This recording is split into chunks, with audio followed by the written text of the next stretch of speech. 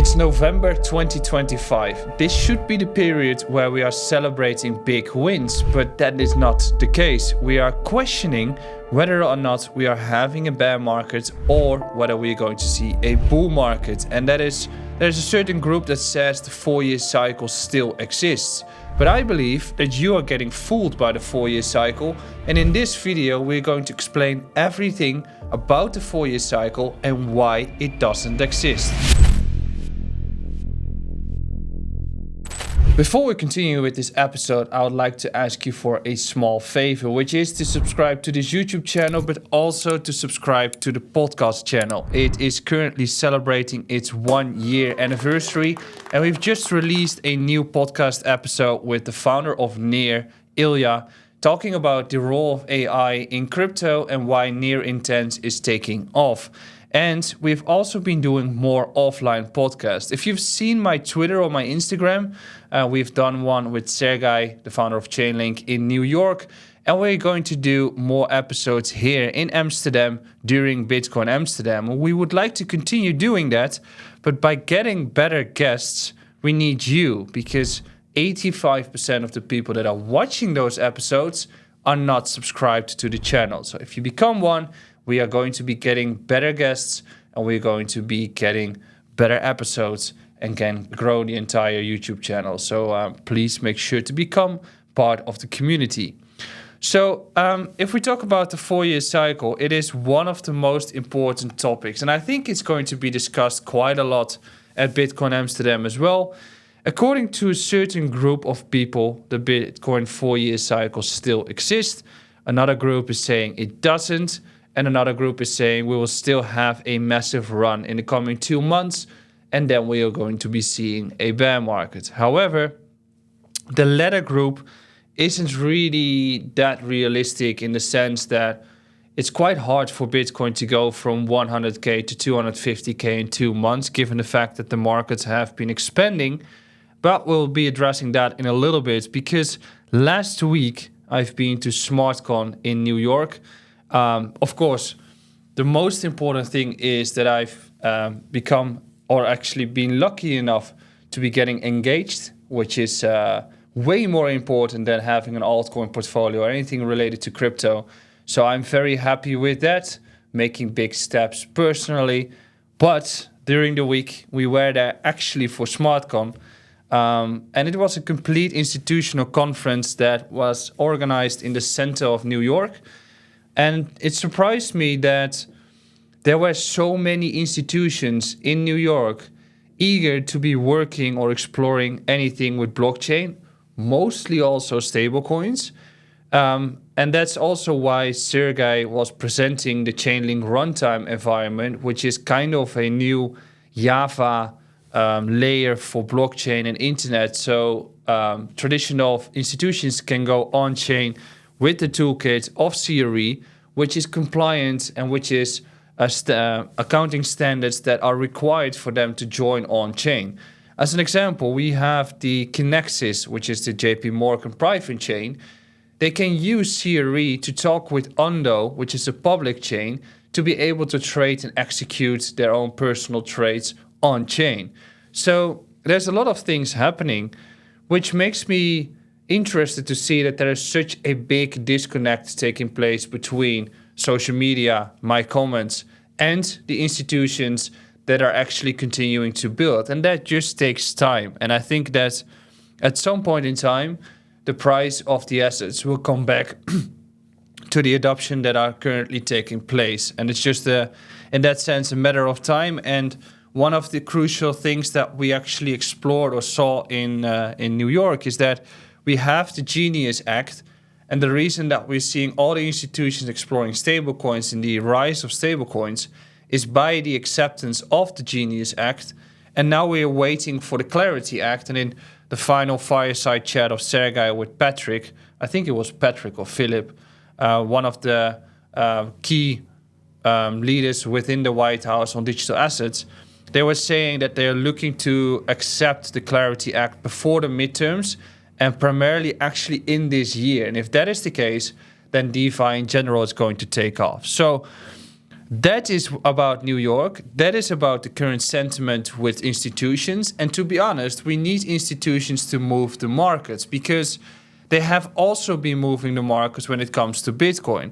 The reason for that is that Bitcoin has gone to 100K plus, primarily due to the fact that the ETF has seen such a big inflow, and also the digital asset treasury companies, Michael Saylor, all those things.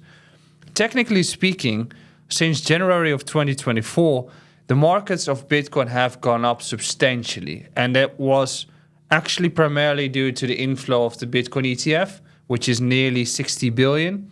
And if we talk about marginal impact, supply and demand, we have the stock to flow model of Plan B.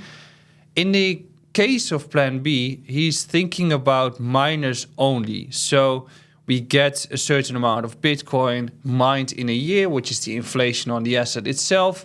And then that is making the supply and demand calculus there.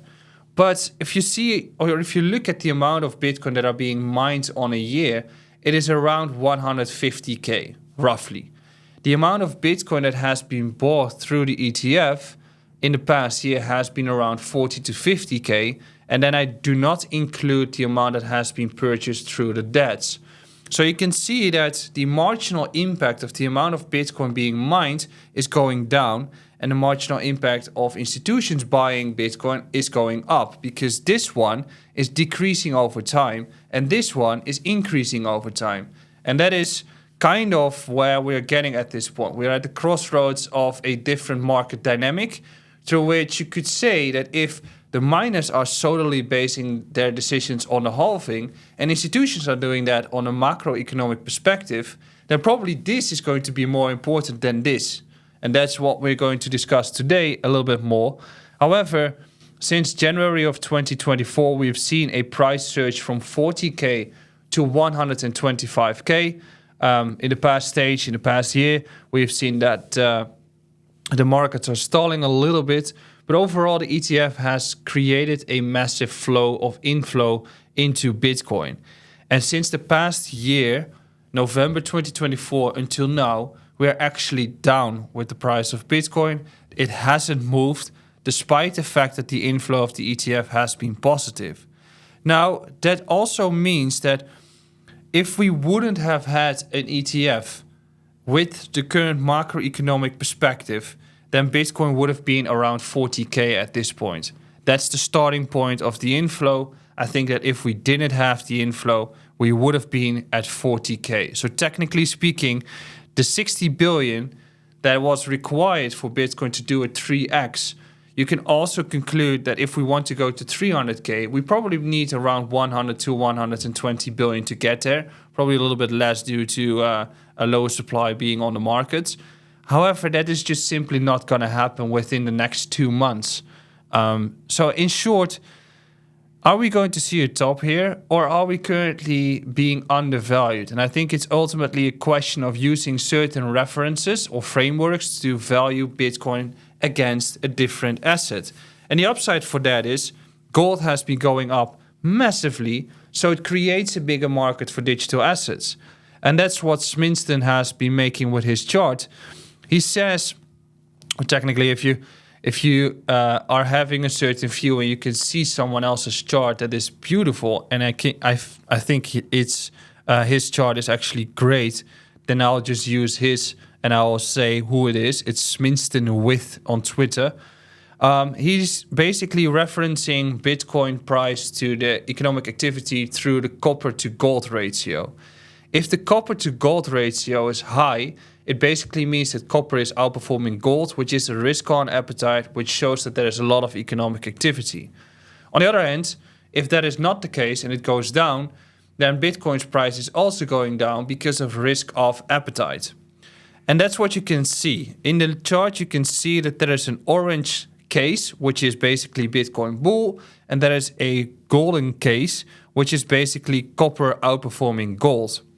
So if we look at the trends, then you can see that in 2011, 2014, and in December 2017 and 2021, this has resulted into a peak of Bitcoin.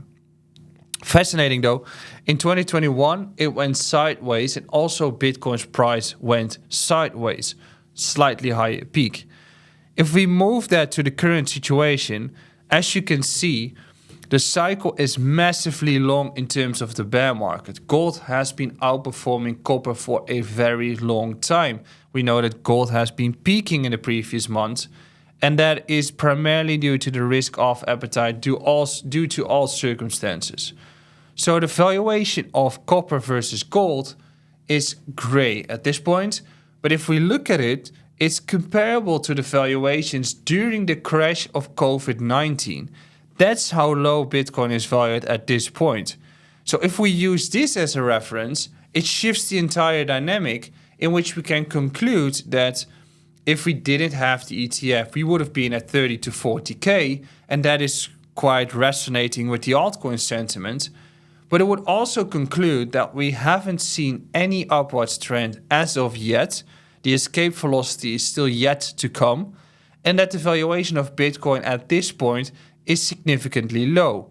And that's why I'm going to use some more charts to conclude this entire view. The 4-year cycle doesn't exist, and more charts are saying this. And I think that if you're actually believing the 4-year cycle thesis, that you will be left behind and that you will be losing the entire upside, which, if we look at the markets in itself, the best way of manipulating the markets if you are a big player is to stall the markets as long as possible so nobody is interested anymore, and then you shoot off the markets, which, to be honest, if we believe in conspiracy theories, it would be in the next few months, all right? And that is also coincidence that the macro is shifting, Q2 is stopping, QE might be starting, rate cuts, government shutdown is going to be over, and the dollar is likely going to be weaker. But in terms of the markets, I think that we are in the final easy cycle where we can have irrational valuations for most of the altcoins. And I've got two charts here. In the first one, TechDev chart. The second one also TechDev, by the way. But it's the same dynamic as the copper to gold ratio. And in this sense, the business cycle is a reference to the same. So once the business cycle is peaking, which we have seen in 2017 Q4, 2013 Q4, and we've seen it here in 2021 in the middle of it, that is the period where we're actually going to see a top on the asset of Bitcoin. However, if we're looking at the current state of the markets, we can see that we're comparably as the same as Q1 of 2020 or the middle of 2016, which is Q2 in this case. So that tells us that we are still 1.5 years away from a peak on the entire Bitcoin cycle, on the altcoin cycle, and this is resonating completely correctly with the current sentiment. So the only thing that is trapping us is the current valuation of Bitcoin. And the same can be made out of this bullish divergence that we have. It is the business cycle bullish divergence, which says that if you look at the business cycle, we have new lows here, but the cycle momentum is making new highs. So there's a big gap between the two. Either the cycle momentum is going to drop beneath and we are going to fall, or the business cycle is going to pick up momentum and break that high and then start to turn upwards even more, which means that we still need to have that upward surge on the price of Bitcoin.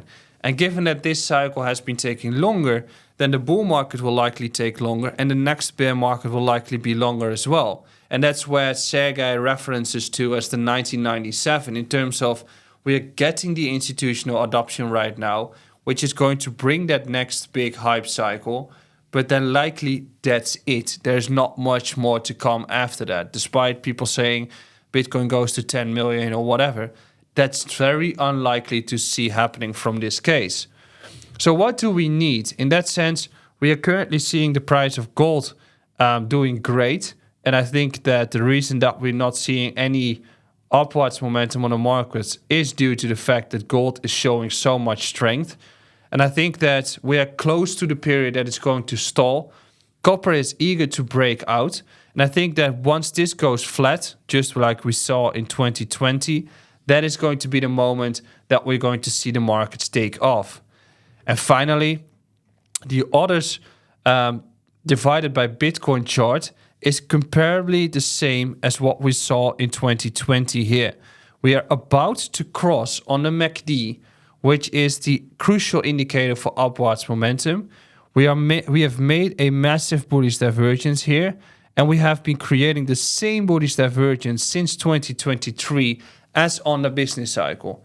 But then in this chart, where we can see that the altcoins are extremely undervalued at this point. So all these charts together have shown that we are currently in a longer bear market, but that Bitcoin is extensively undervalued, that the 4-year cycle doesn't exist, and that we're still yet to see the big upwards run. So, as I said, my conclusion on the 4-year cycle is technically that it doesn't exist. We have created some sort of fairy tale that it does because we are in the Web3 ecosystem, but more and more marginal impact is created through the fact that institutions are trading this asset and not only miners. So other factors are becoming more important. And perhaps this is going to be working out. Perhaps I'm wrong and the 4-year cycle actually exists. But perhaps we are also in the case of the super cycle, or we are just in liquidity cycles. The last thing I want is that people miss the big opportunity that is just ahead of us. And that's why I keep creating this content, telling what I see in the data. So I think that basing your investments on prices rather than time is the best way going forward. Thank you for watching, and I'll see you on a new one on Sunday. Ciao.